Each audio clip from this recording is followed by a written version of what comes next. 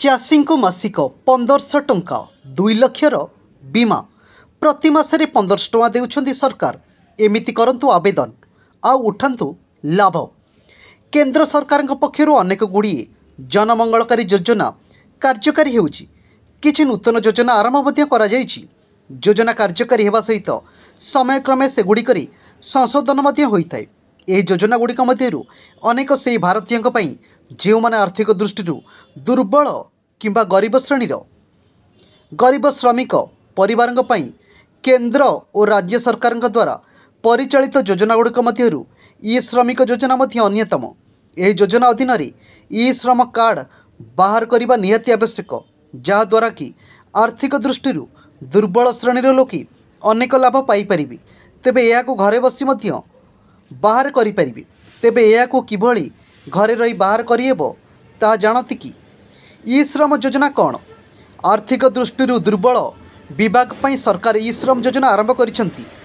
यह अधीन प्रति मासरे हिताधिकारी बैंक अकाउंट रे 500 ରୁ 1000 टंका आसी। चर्चा होची कि मासकु 1500 टंका देबाकू योजना करुछंती सरकार, किंतु सेभली किछि घोषणा वर्तमान सुधा होई नाही। खूब शीघ्र एने योजना करिपारंती केंद्र सरकार। ए पर्यंत यह व्यतीत ई श्रम कार्डर मूल उद्देश्य होची लोकंकु रोजगार जोगाइबा। अनेक ई श्रम पोर्टाल माध्यम लाभ पाइपर। अणसंगठित क्षेत्र में प्रवासी श्रमिक, प्लाटफर्म कर्मचारी, निर्माण श्रमिक, घरोई श्रमिक, रास्ता कड़ दोकानी एवं कृषि श्रमिक यह योजनार उपकृत हो पारे। ई श्रम कार्डर लाभ श्रमिक माने 2 लाख टंका पर्यंत दुर्घटनाग्रस्त बीमा पाइपर। गर्भवती महिला पिलामानकर भरण पोषण सहायता, दुर्घटनार अक्षम हेले 1 लाख टंकार आर्थिक सहायता। भारतर समस्त श्रम योजनार प्रत्येक लाभ प्रति मासरे बैंक अकाउंट को 500 ରୁ 1000 टंकार पेंशन, स्वास्थ्य चिकित्सा पर आर्थिक सहायता जोगाई दिज्व। प्रथम गृह निर्माण रे सरकारी आर्थिक सहायता, पिलामानकर शिक्षा पर आर्थिक सहायता जोगाई दिज्व। समस्त सरकारी योजनार सीधा सड़क लाभ। ई श्रम पोर्टाल रे किभली पंजीकरण करिबे?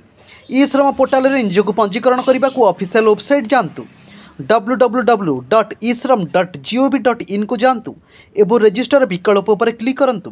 पंजीकरण पर एक फॉर्म रहिबो, एथिरे क्लिक करंतु। फॉर्म पूरण करिबा परी परवर्ती प्रक्रिया संपूर्ण करंतु। आधार नंबर सहित संयुक्त मोबाइल फोन नंबर प्रवेश करंतु। या पर ईएसआईसी स्थिति, ईपीएफओ एवं कैप्चा कोड दियंतु। या पर फोन रे ओटीपी आसीबो, या को दियंतु। पंजीकरण फॉर्म रे पचरा जाइथिबा समस्त तथ्य पूर्ण करंतु। परे डॉक्यूमेंट गुड़िक वेबसाइट रे अपलोड करंतु एवं तापरे दाखल बटन उपरे क्लिक करंतु।